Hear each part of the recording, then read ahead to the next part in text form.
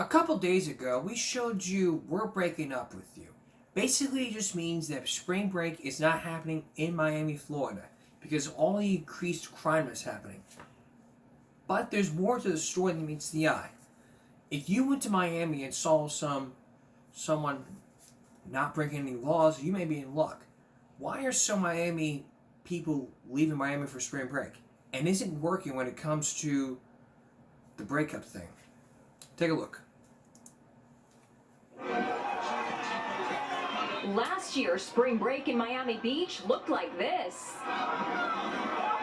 This year, it looks like this. A massive police presence and few spring breakers. So we are on the famous Ocean Drive strip here in Miami Beach, and take a look. You can see it's spring break, and it's pretty quiet. Apparently, spring breakers are getting the message that Miami Beach is breaking up with spring break, as seen in this public service announcement. This isn't working anymore. And it's not us, it's you. 6 p.m. beach closures, DUI checkpoints, and bag searches are putting a further damper on what is a rite of passage for college kids. He may be losing out on business, but David Wallach, who owns the famous Mango's Tropical Cafe on Ocean Drive, says he couldn't be happier. I was in 16 stampedes last year. They set a curfew in the third weekend at 12 o'clock at night. I closed Mango's at 7:35. I didn't wait for the curfew. Miami Beach Police Chief Wayne Jones. Well, the breakup was necessary.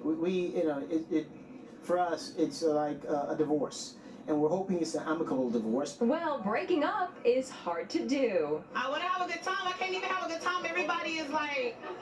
I think they should leave us alone because we're here having fun. We don't mean no ill intention. We're here having a good time. So there shouldn't be this much police population. When they did the whole commercial for the Miami, like, we're breaking up with you, it's not that fun anymore. We know it should be fun. Straighten this up. There you go. It should be fun, yes.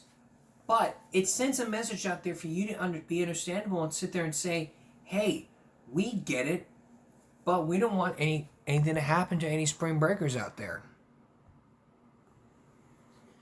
And that's more understanding. All right then, but if it ain't, well, that's just too bad.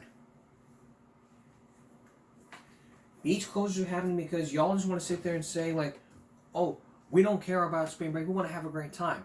We know you want to have a great time. Try to be more understandable. There you go. We have to understand what goes on. We have to understand what goes on. If we can't do that, then that's our choice. But when we choose the behavior, we have to choose the consequences. And every behavior that we choose comes with some consequences.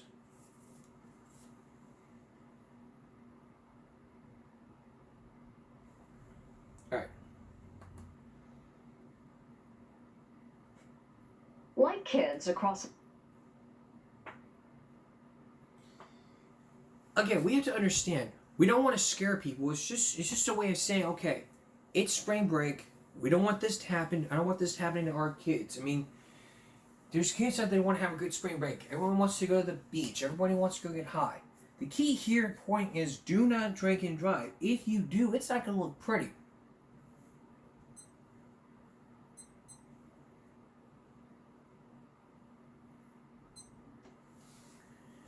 But what we also have to understand what goes on here is just basically, you know what, this needs to happen, that needs to happen. I don't want this ever happening again. What does it basically mean? It needs to mean that, okay, I don't want to drink and drive during spring break. I never do want to. But there needs to be a point to where you have to sit there and say to yourself, okay, I need to not drink and drive. I need to come up with a designated driver. It's what needs to happen. Designated drivers are key points here. If you're going to go out partying and drinking, you need to find a designated driver. That designated driver does not need a drink. A designated driver is someone who will take you from one place to another. One person can drive before he or she drinks. The other person who wants to be the designated driver cannot drink. Otherwise, they'll be drinking and driving, violating the law, and sitting in jail. And then when they see this broadcast, they'll be thinking to themselves, okay, I should have listened to what he had to say. I should have hired a designated driver. There's another option. Call somebody. Call an Uber, call your friends, call your mom. Just don't drink and drive. It's just that simple. Don't drink and drive. It's not a rocket science. It doesn't take a rocket scientist or a little monkey to sit there and tell you by the ear, do not drink and drive. Schools have taught you this, your mom has taught you this, all your parents have taught you this. I'm telling you now, don't drink and drive. It's not worth it. If it's worth risking throwing your life away in jail, then it's your choice to make. When you choose the behavior, you choose the consequences. So choose wisely, my friends. And even then you'll know what it's like. Sitting in jail, doing nothing. Doing nothing at all. We wouldn't have time for this, especially a Utah family who sues a school district over 8-year-old boy's playground slide death, but we'll get that for you next time. But we have some very important business here. Do you know how to stay safe in America or defend yourself, or even know about stranger danger? Yesterday we told you about stranger danger. Now we're going to tell you about how you can stay safe in America, for every state you live in. Stay with us, and we'll have that full special. Welcome to this Give Me a Break special we're calling How to Stay Safe in America, so that you won't become the victim of the next crime, whether it's a carjacking, which we're going to talk about tonight, or so you won't be a victim of any crime at all. We're going to start with carjacking. As you may have known, carjacking is was one of the best ways people can steal cars. I mean, it ain't like Grand Theft Auto. It ain't like Grand Theft Auto, but if it was, I wouldn't even be here talking about carjacking. You shouldn't have, but in 7 years, you never done a special like this on how to protect yourself. But how can you protect yourself when it comes to carjacking? You're about to meet somebody who knows all about carjacking and can really give you some hints and tips. Here's Judd Rose. When this goof steps into the arena, he knows what he's going to say, what he's going to do, what he's going to take, and where he's going to run. And what do you know? Nothing. You have one who is prepared and one who is not prepared. That's why they win. They are not smarter than you are. I've been throwing these guys up against the wall for 22 years. There are no Mensa cards in their pockets. America's criminals have taken their act on the road. One of the fastest rising road crimes is carjacking. There were an estimated 28,000 of them last year. Bittenbinder says the carjacker's preferred approach is a convenient blind spot. All right, now this is the angle that he approaches the car where she won't pick him up on the mirror until he gets right in here and he can pull her right out of the car. And this car is mine. Okay, considering all of that, how do you prevent it? What do you do if it happens to you? The first thing you got to do is keep the door locked and the window up. If I can't get to her, I cannot pull her out. If she's got half a length to 3/4 of a car length between her and the car in front of her, and if she sees me, or if I come up and I bang on the car and she's got the room in front of her, she can go around whatever in front of her. If there's a problem and she can't, she honks the horn, lays on the siren, throws the alarm, whatever it is that she needs to do to attract some attention. But wherever possible, do try to keep that space between your car and the car in front of you. Another crime growing in popularity is the bump and rob. The bad guy comes up from behind and bumps your car, hoping you'll get out to look for damage. Well, once they get you out of the car, they're going to rob you. Now, if that happens, one of the best things you can do is stay in the vehicle. You get bumped, you don't feel comfortable, turn on your flashers, and just proceed at a slow pace to someplace where you feel comfortable. Whether it's a gas station, or whether you see a police car parked alongside of the road, or wherever it is. But rule number one, don't get out of the car. You can't get out of the car.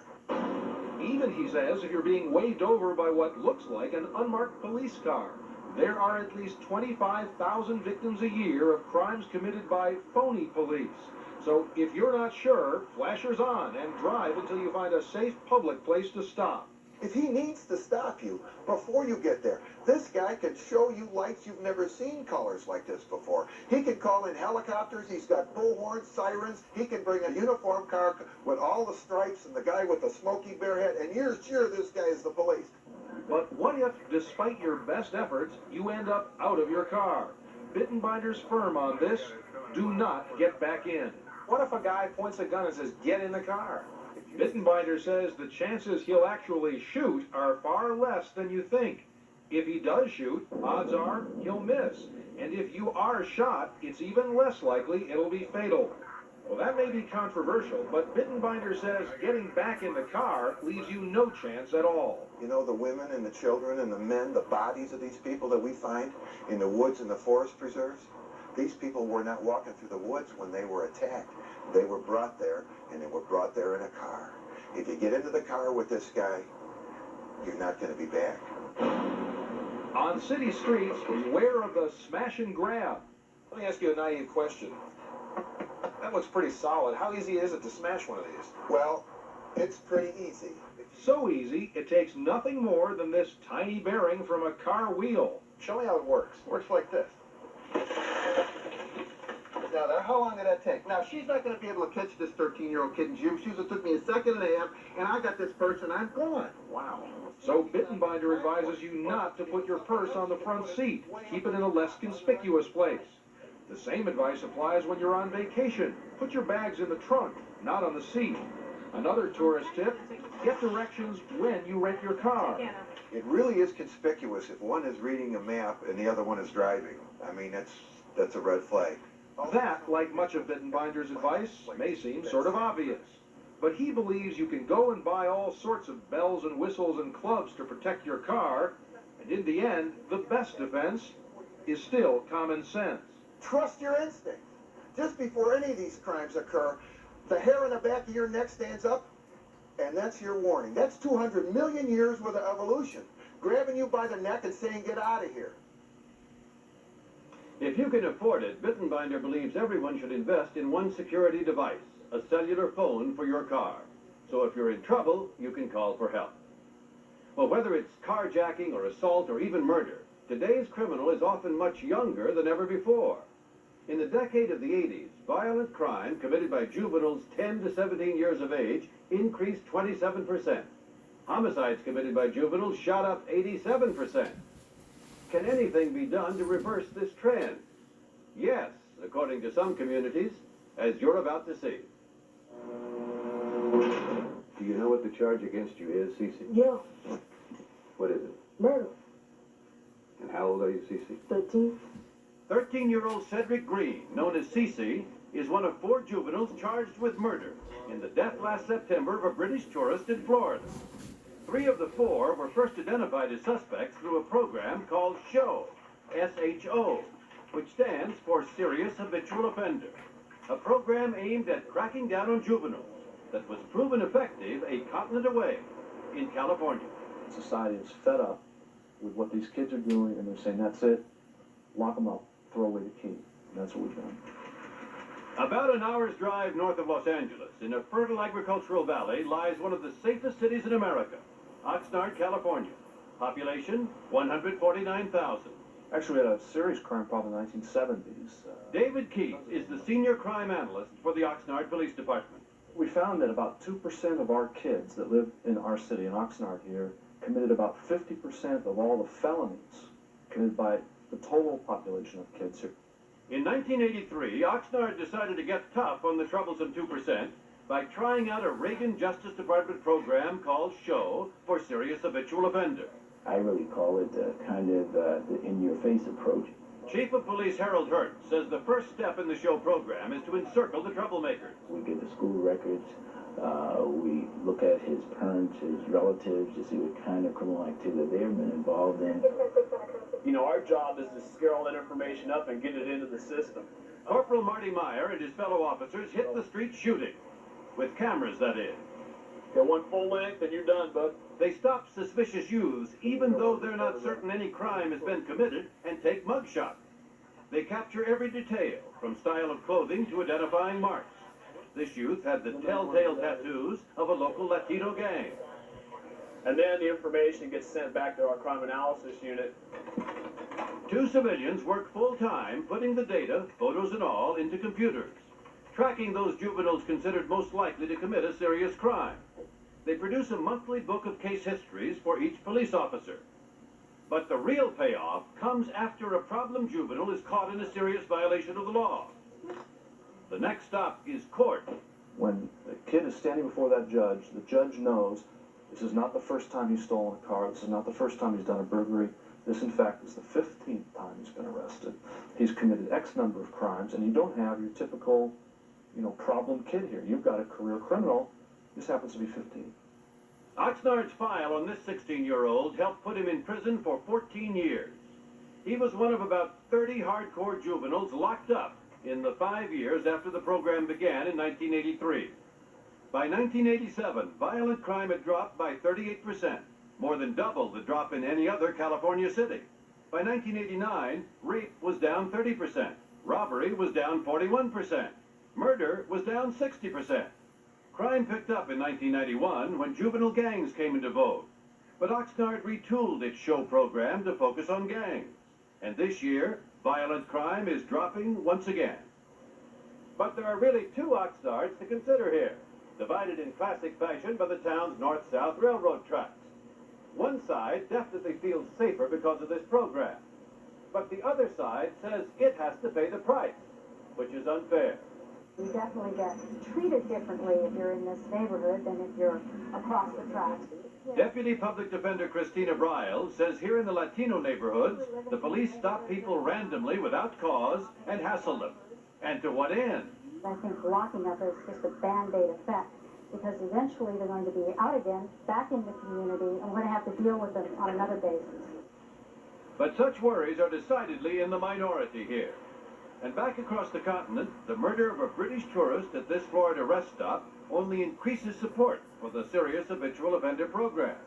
It turns out Tallahassee has a show program modeled after Oxnard's, which turned out profiles of potential suspects, leading police to 3 of the 4 youths charged, including 13-year-old Cece Green, who, while pleading innocent to murder, admits to stealing cars, a pastime he says is fun. I know I shouldn't have done it, but I do it anyway. Why? Because I don't think I'll get caught. But when you got caught, what did you think then? I just was caught. I didn't think nothing. Because I knew what they were going to do. Was it fun? Huh? Was it fun? It was fun to me. In days gone by, C.C. Green would have been seen as a mixed-up kid who needed more help than punishment. But he is now charged as an adult with first-degree murder, a reflection of a hardening attitude toward juvenile offenders across the country. If you or I went out and killed somebody today, probably tomorrow we would be called a murderer. And all we're doing is calling these kids what they are. They're serious habitual offenders and they need to be locked up. Just yesterday, the Florida legislature passed a law which makes it illegal for anyone under 18 to carry or own a gun, except for hunting and marksmanship. As for the serious habitual offender program, it is spreading across the country.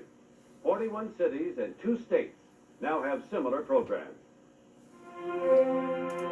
And we need these similar programs like this. When we come back, we're going to tell you more about how you can stay safe in America by locking up criminals with community gates. And later on, we are going to tell you you can defend yourself by using an example. Also, some stranger names like we talked about yesterday. Stay with us. Coming up, a frightening experiment. You've told your kids over and over never to talk to strangers. But could they be lured away by a friendly man who says he's lost his puppy? Make them understand they have the right to say no. They have the right to push people away. Also, sealing yourself off from crime. If you're not on this list, you will not get in this post. Communities across the country that are putting up fences and walls to keep the criminals out. When prime time continues. Stay with us. Welcome back to this Give Me a Break special all about how to stay safe in America. Yesterday, we did a full hour special about stranger danger, how you can protect yourself, how you can make sure that your child's not abducted by a stranger. And we also told you the very important thing, never talk to strangers.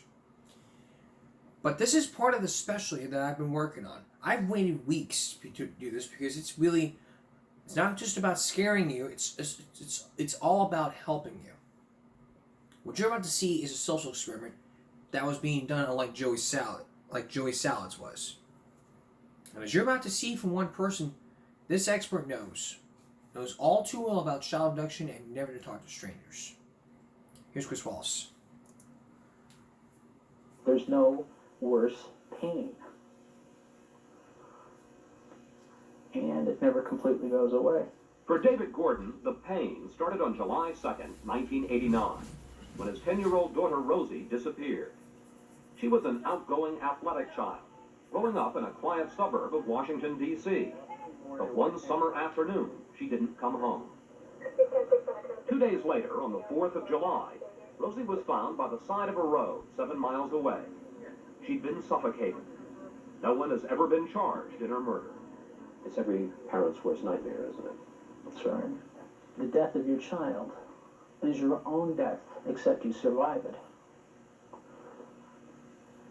And you have to live with it for the rest of your life. According to the Justice Department, there are more than 100,000 unsuccessful attempts a year by non-family members to abduct children. Close to 5,000 are taken. And some experts say that the real numbers are much higher, that many kids listed as runaways have in fact been abducted.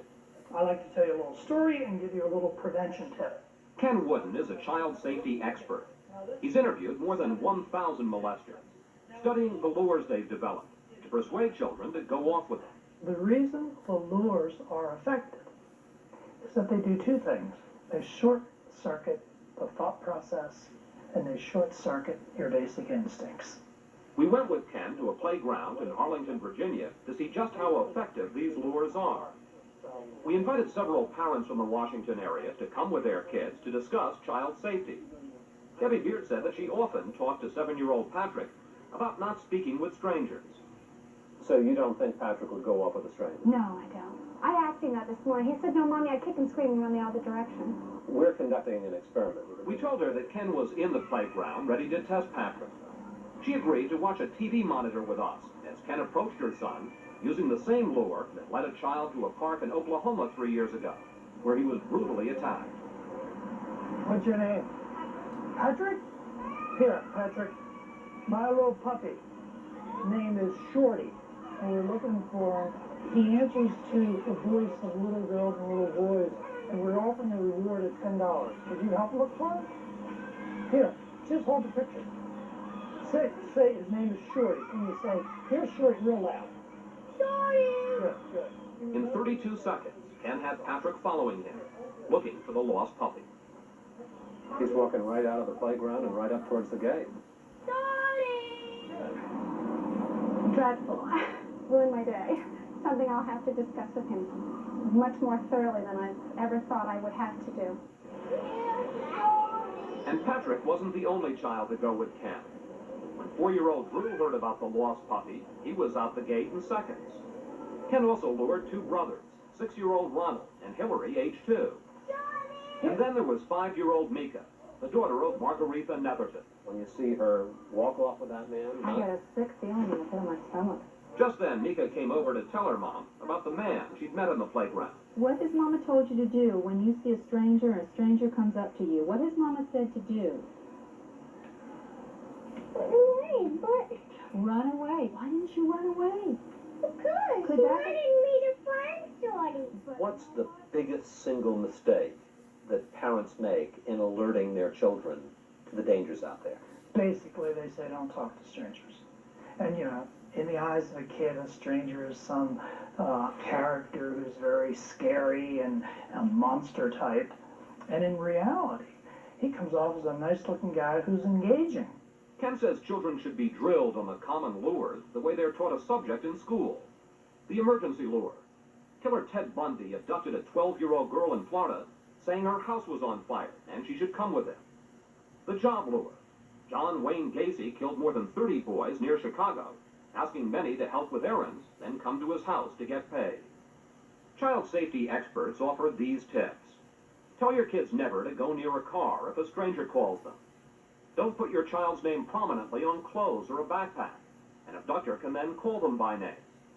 Keep a current picture of your child, of how he or she looks now.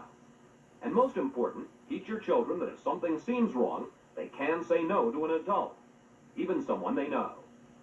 Rosie Gordon's dad says parents can help their kids. You need to understand that you can reduce the odds. You can empower your children to stay safe. You can't make them absolutely safe, but you can make them safer. We want to point out that older children, even teenagers, can be susceptible to some of the lures you just saw. And to reemphasize, a child should understand that stranger doesn't necessarily mean someone who is scary or mean. They should never go with someone they don't know, even if that person seems nice.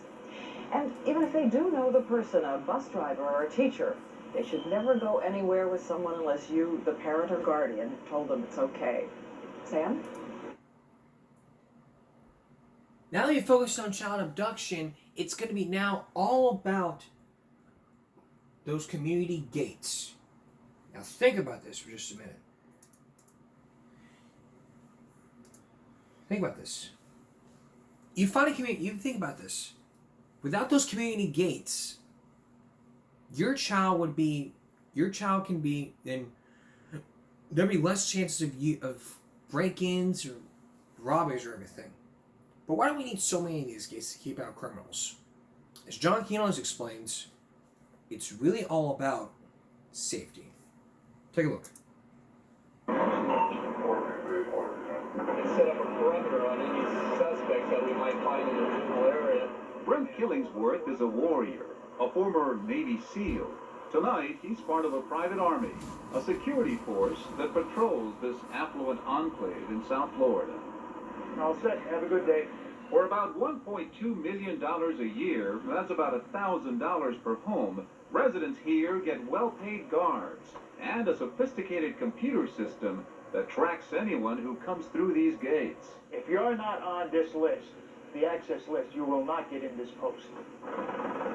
Throughout the U.S., 24 to 32,000 communities are now walled. Today, in California alone, 300,000 people live in neighborhoods protected by gates and fences. They're popular and effective. How many burglaries have you had? 0. How many assaults? 0 assaults. Break-ins, thefts? 0. But it's not just the rich who are shutting the door on crime. This is Mar Vista Gardens, a public housing project in Los Angeles. The 2,200 residents of this high-crime neighborhood, with an average family income of just over $11,000 a year, lived in fear until 2 years ago, when the LA Housing Authority installed this 6,000-foot-long fence. Shirley Spearman has lived here 9 years. She once saw a man shot 5 times right in her doorway. That was before the fence went up. What's happened to the rate of burglary? Down. Rapes? Oh, there's no race here. Drive-by shooting? We've had one in the last 3 years. 4 years ago, there was an average of 1 a week. Just because you're poor don't mean you want to be safe. But you don't necessarily have to build walls to feel secure. Take the people of Riverside Park in Fort Lauderdale, Florida. There's no walls here. So how do you deter unwanted people from coming in?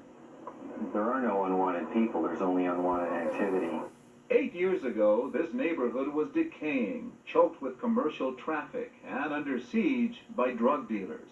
We had prostitutes on 15th Avenue. We had crack houses. One of our streets, which is now closed, was nicknamed Blood Alley. Instead of a wall, residents simply closed off key streets that had allowed drug dealers easy access to their neighborhood. Cars would come down this street and they would sell drugs and they would take off that way and go this way. So you built this barricade here? Yes. The cost to the city, $60,000. The residents did the rest. Some streets have simply disappeared, as if they never existed. We need to take our communities back ourselves, and that's what we've done. Not only are communities sealing themselves off, homeowners are doing the same, building safe rooms inside their houses. In Memphis, Tennessee, Custom Security Incorporated will construct a concealed room inside your home with concrete and steel walls and door that is independently ventilated, bulletproof, and fireproof, where you and your family can hide if criminals attack. You lock yourself in and use the cell phone inside to call the police. There's even a secret emergency exit. Simply open this door, knock this insulation out of the way, and run through the attic.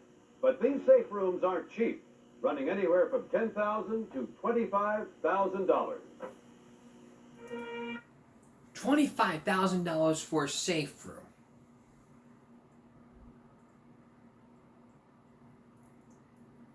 That can be pricey, especially for guns. When we come back, do you need a gun to protect yourself to stay safe? We are going to tell you.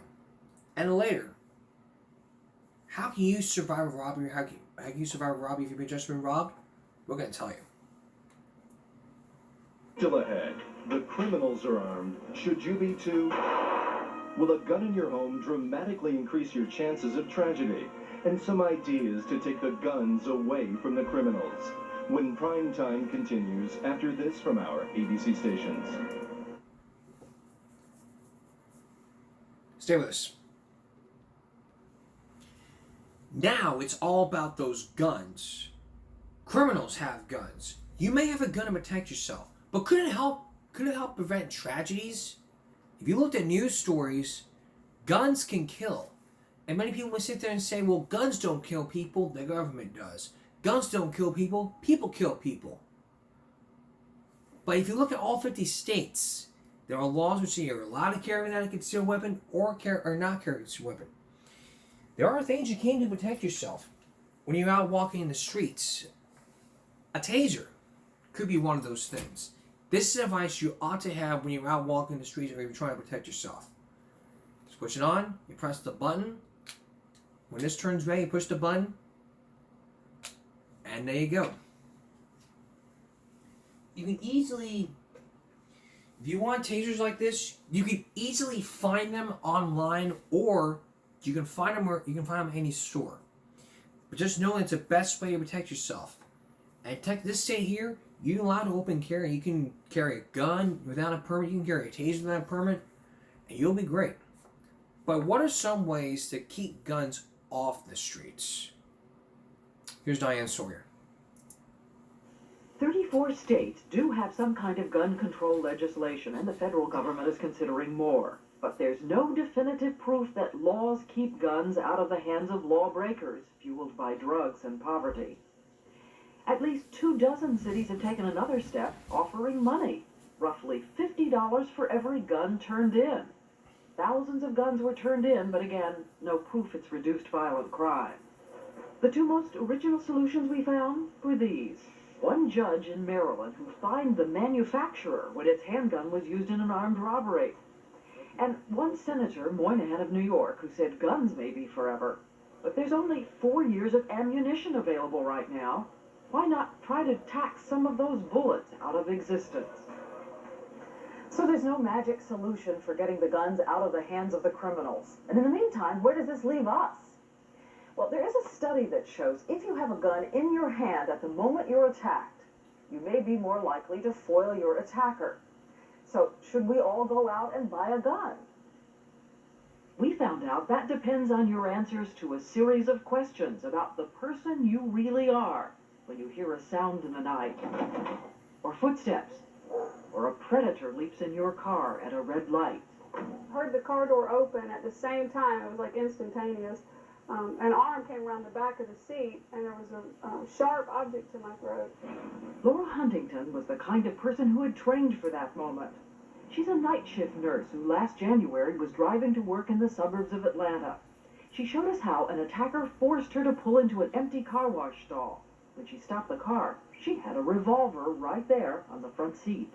I pushed his hand away with my right hand and pulled the gun up with my left hand, and I was about here, and I was going to turn around and shoot, and got to about here, and I heard the car door open, and I just sped away.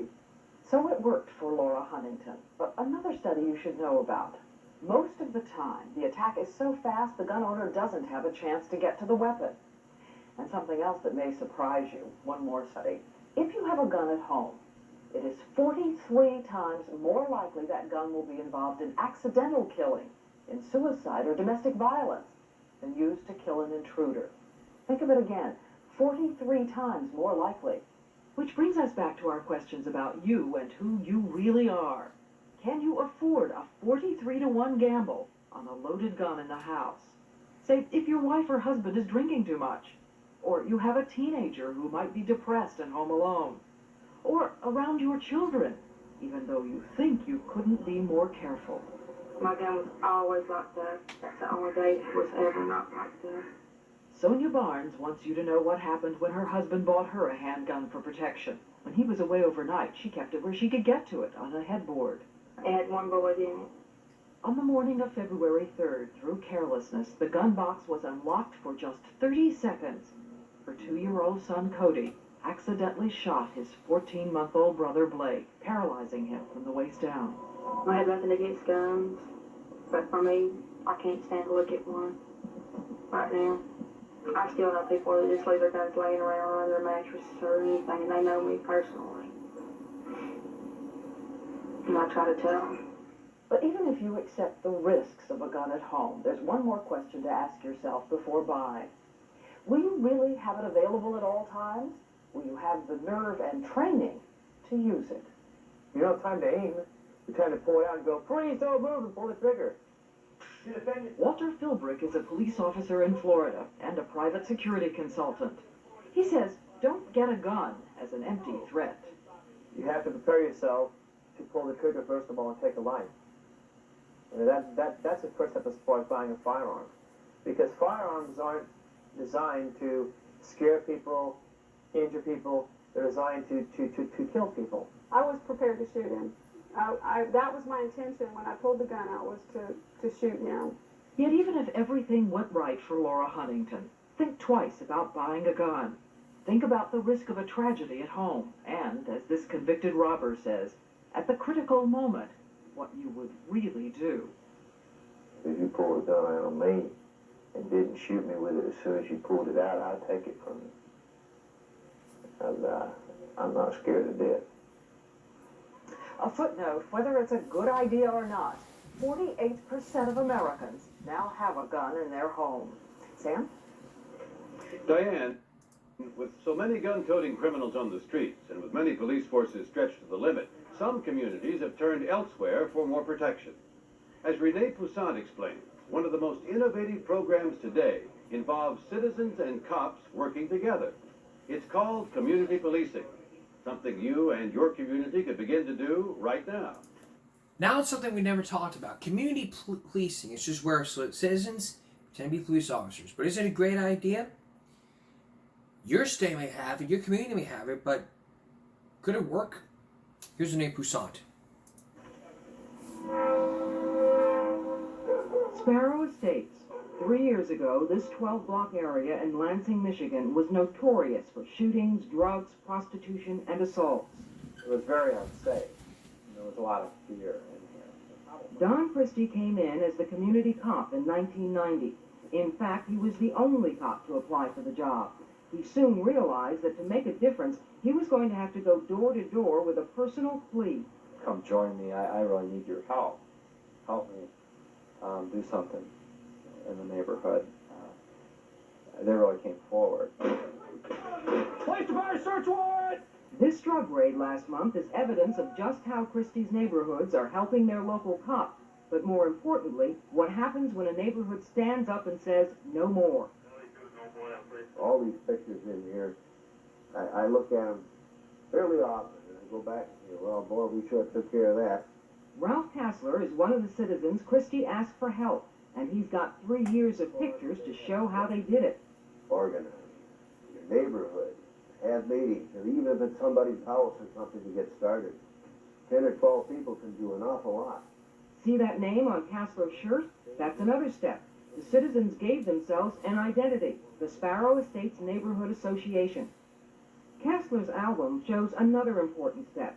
They organized a neighborhood cleanup to get people working together, and they planted donated flowers on every street to make it more attractive, and erected fences to disrupt the traffic flow of those people cutting through their neighborhood. Prostitution was rampant. Christie said the law wasn't tough enough. Sparrow Estates residents, joined with others, went to City Hall, stood up in front of the council, and demanded a tough new anti-loitering ordinance. They got it. That gave me the clout, definitely the clout that I needed, the tool that I needed to move the prostitutes out. Just reported this one last Wednesday. Christie started working with building inspectors to get landlords to take more responsibility for their buildings and rowdy tenants. And if they wouldn't work with us, when we got up in the night, they got up in the night. We called their homes. Cheryl Ballou is a local activist. And you don't give up. And that's the big thing, never give up. One thing Ralph Kassler's pictures can't show is the emotional bond that was developing between Sparrow Estates and its community cop. It was called trust. As it grew, Christie was able to get a lot more information on who was dealing in cocaine, and he used it to close down the drug houses in this neighborhood. It is personal. I mean, if you have a crack house now in this neighborhood, you're operating a crack house next to my friend. I mean, he's, they're my neighbors, and, you're not going to do that here. This is a drug raid for cocaine. In fact, Primetime was there when Christie, acting on information from his neighborhood, pinpointed this location next door to Sparrow Estates where illegal drugs were found. That's crack cocaine. Community policing is working in Sparrow Estates. In 1990, its first year, there were 156 reported crimes.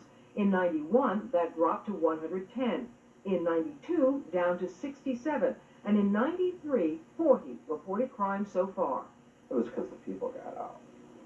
And we didn't come in with a bunch of police officers doing this cleanup. It was the neighborhood that came out. And, they did it. They're a lot more powerful than they think they are. How else can police departments reach out and become more involved in their communities?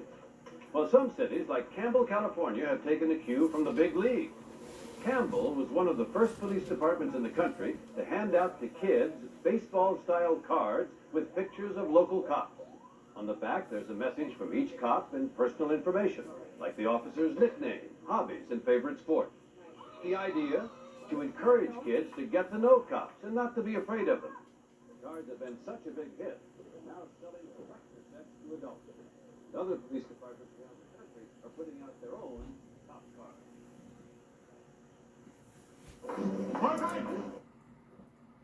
Very, very great. So if you don't have that community policing in your county, then you need to.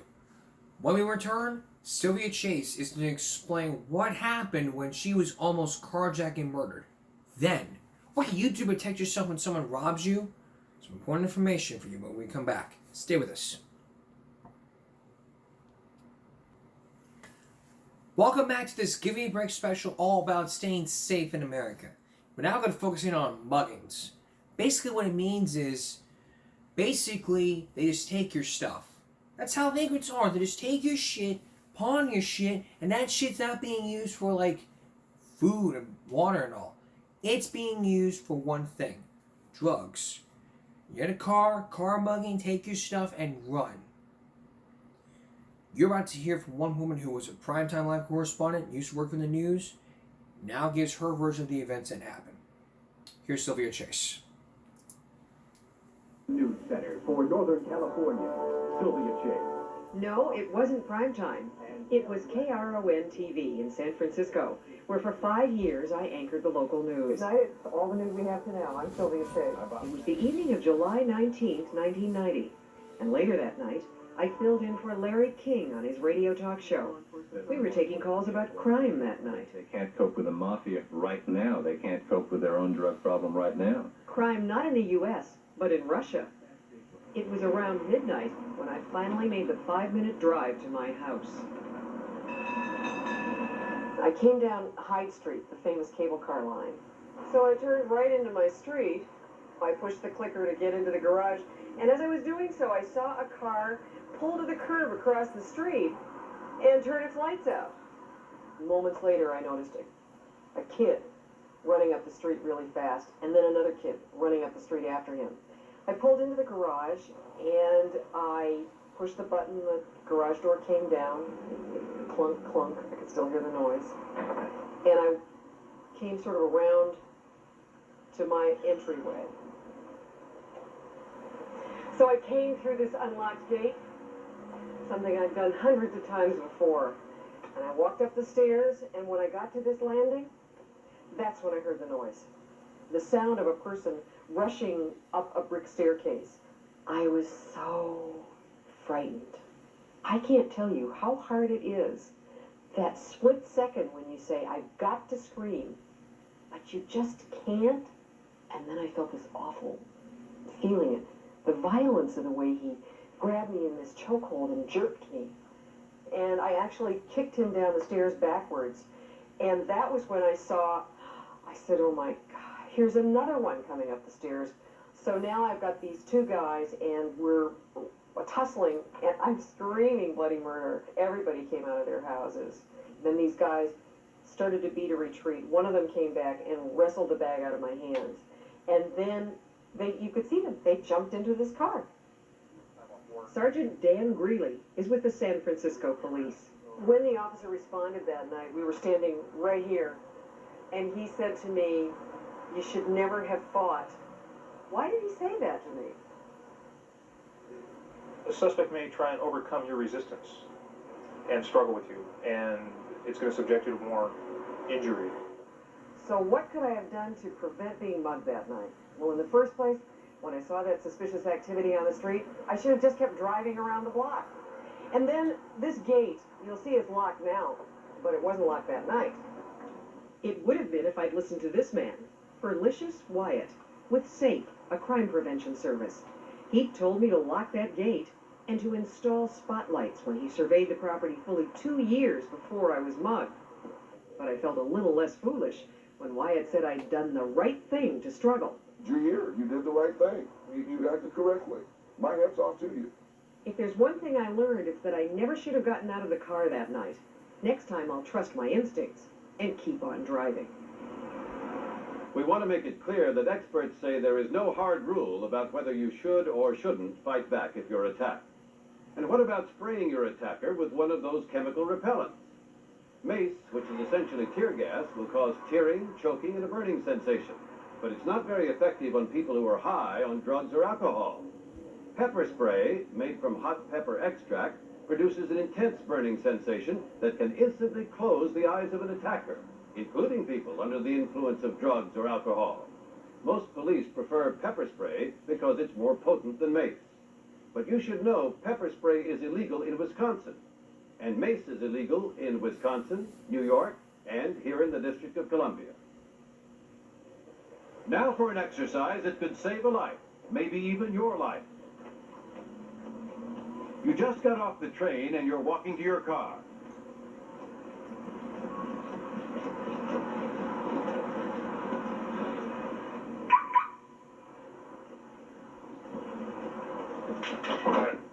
Let me have your wallet. And your watch. In a moment, we're going to test you on what you just saw. When Primetime continues. Like Sam said, you can invest in pepper spray. You can invest in mace. Get those two. Put in your right side. And maybe then we can stay safe. Alright, time for an exercise. Let's think about this. You just saw that clip. I want you to think about this really quick. Before we break. You just got off the bus. You just got off from work. And you're walking to your car. I'm walking to my car. Turn on the car. And all of a sudden, give me your money. Give me your wallet. Give me this. Give me that. What do? When we come back, we're going to test you and that video and see what you might have missed, see what you may have known or not know. Stay with us. Welcome back to our Give Me a Break special called How to Stay Safe and How to Be Safe in America, inspired by Primetime Live, an old news magazine. A few minutes ago, we showed you an exercise to where you just got off the train and what you're trying to do is get in your car. But somebody comes in and attacks you with a gun. What do you do then? Well, we are going to tell you. So the next time this happens, you know how you can fight back. Take a look. A few minutes ago, we showed you a demonstration of a mugging by New York's Nassau County Police. Now, to put your memory to the test. If you're the victim, here are some key questions police will need answered if they're going to catch your mugger. Was your attacker a man or a woman? Ours was a man. What about race? Ours was white. How tall? Ours was 6'2". His weight? Our attacker was 180 pounds. What color was his hair? Ours had blonde hair. Physical characteristics are important. Did he have a scar, tattoo, beard, or mustache? Ours had no identifiable marks, but he was unshaven. What was he wearing? Our attacker was wearing a black vest over a black and red checked shirt and black jeans. Was he right or left-handed? Ours was left-handed, or at least he had the gun in his left hand. The point is, you need to be alert and pay attention so police can put together an accurate description. It's the only way to catch your attacker quickly. We've heard a lot tonight about using common sense and alertness to reduce vulnerability. I really hope this special can really teach you all about common sense. And this I couldn't just call this just a special. I would call it a common sense special.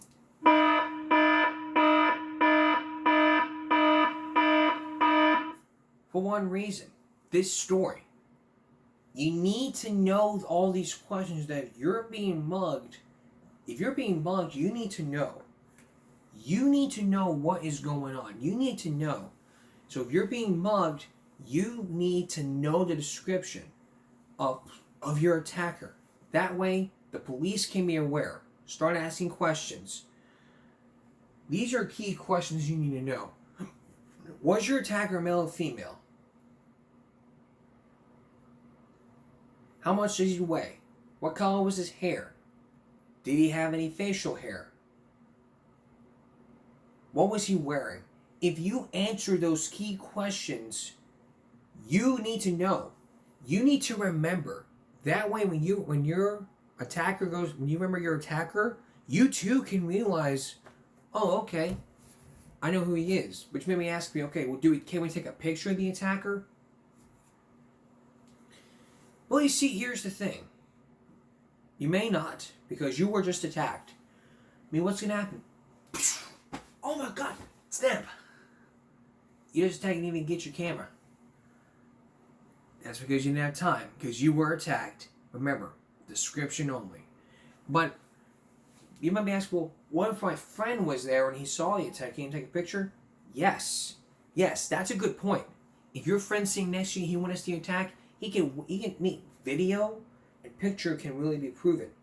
Talk to an officer, let them know what happened, and say, let me ask you, what does he look like? Just say, I have a video I can show you, if that's all right. And while you're watching the video, turn down the volume low. And speak slowly to the officer. While you're watching, explain to him, okay, he was male, he had yellow hair, he was unshaven, he had a red t-shirt with a black overshirt, he weighed over 170 pounds, and this and that. If you answer those questions, the police can find them. And once they find them, they begin an arrest. So you got to remember, this is all about common sense. And you know it really is. Thanks for watching our special. We'll viral break when we come back. Before we end our special with viral break, let's hear some additional thoughts from Alabama. It's hard, to try to describe how I pick my victims. But I would have to say it was people in places by themselves, with nobody around, isolated areas. You do need to understand you are more likely to become a victim when you're alone. Parking garages, deadly. There's all kinds of places to hide. I know guys that hide under cars. All they got to do is reach out from under the car and trip you up. And that's it. You don't want to go to automatic teller machines alone, especially when there's walls, shrubbery, etc. that conceal your view of what's around you. There's too many places for people to hide there. If you're walking and you're going to have to turn a corner, don't cut the corner. Walk out wide and look around the corner so you can see what's coming. If you walk right around the corner and he's standing right there, he's got you before you know what happened. You don't want to open your door to strangers. A lot of them will use a ploy of being a repair person, a salesperson, whatever, to get in your house. That's how the Boston Strangler used to gain entrance. Check your windows regularly, especially if you have children and you think they might have opened windows. Installing good deadbolt locks, okay, not the little tiny ones. You need to have a good half-inch, inch-long deadbolt and have solid frame doors. that can't be pried easily. You want to keep your shrubs well trimmed and away from the windows. You want to make it harder for somebody to hide. Keep your drapes cool, stuff like that. Don't make it easy for me, because if I walked up there and I could see in the house, then I could tell if there was anybody at home. I personally believe that the best burglar prevention item in the whole world is a dog. As a police officer for 15 years, I've only been to one house where someone had a dog inside the house and their home was burglarized. Don't develop a certain pattern. Don't do everything the same way every day, because if somebody was stalking you, he would see that you leave home at 9 o'clock, you're back home at 5 o'clock, you walk the same street every day. You want to walk confidently, walk alertly, head up, looking around you. Bad guys don't like to be seen. If you have mace and you're walking, it's no good in your purse. Hold it in your hand. If I walk up and grab your arms and they're pinned down, you can't get to your mace. If you're attacked, we recommend that you try to do the unexpected, which could be anything from falling to the ground and sticking your finger down your throat to throw up, to pretending to faint, to suddenly having trouble breathing, go limp in the attacker's arms rather than fighting. Do something to hurt me, and get away from you. Escape.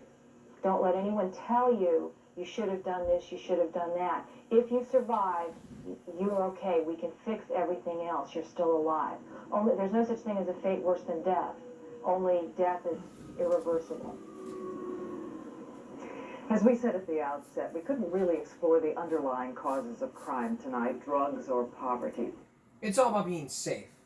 And when you're being safe, your risk of surviving is high.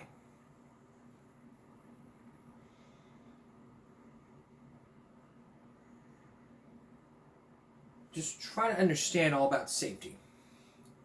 Alright. Finally tonight, do you ever have the employer that never works and you got banned?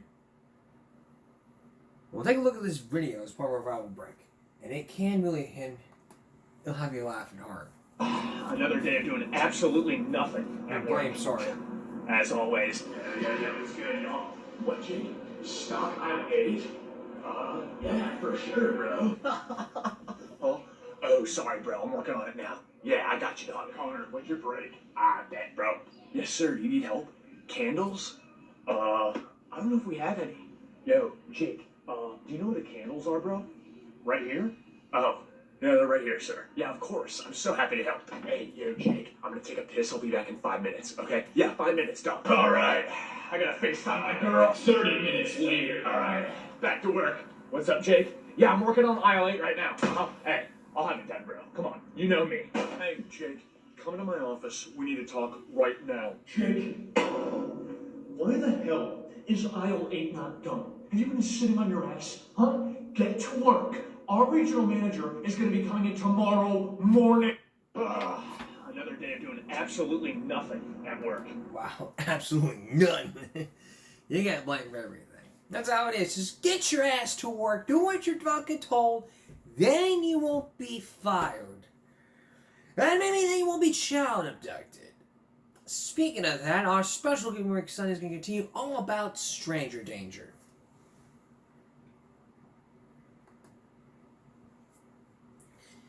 Mike Q would never do that. Part 2 of our Stranger Danger special come up on a special Giving Rick Sunday. That's all for this edition of Giving Rick Saturday going to Sunday. Again, we'll see you for a very special Giving Rick Sunday. For all of us here at YouTube, remember to turn your clocks ahead an hour, and have a good night.